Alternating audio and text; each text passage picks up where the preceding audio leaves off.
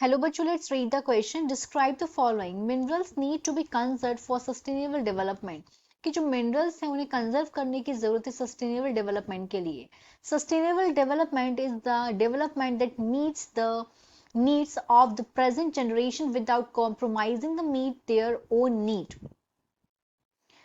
Answer: minerals are a non-renewable resource and finite. The geological processes of mineral formation are so slow that the rates of replenishment are infinitely small in comparison to present rate of consumption.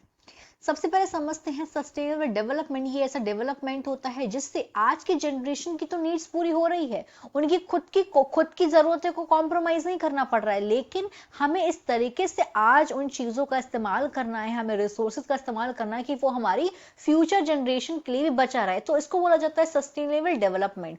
तो जो minerals हैं वो एक non renewable resources होते हैं और ये finite है. मतलब दो तरीके के रिसोर्सेज हो रहे हैं. नेचुरल रिसोर्सेज जो हैं वो दो तरीके के होते हैं.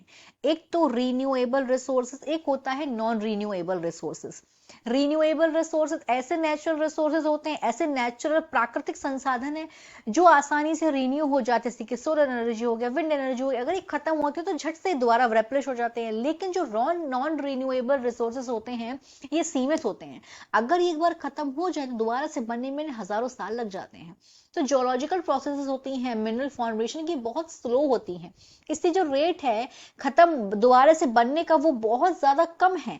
अगर इसकी हम तुलना करें कि जो इसका हम कंजप्शन, जिस प्रेजेंट रेट से इसका हम कंजप्शन कर रहे हैं और इस जो बनने का इसका रेट है, तो बनने का रेट बहुत कम है और कंजप्शन का रेट जो है वो बहुत ज्यादा है. इसीलिए हमें सस्टेनेबल डेवलपमेंट की जरूरत है, क्योंकि जो मिनरल है वो नॉन रिन्यूएबल रिसोर्स है और ये सीमित है. तो इसीलिए जरूरत है हमें इसको कंजर्व करने की. Hope you understood it well. All the best.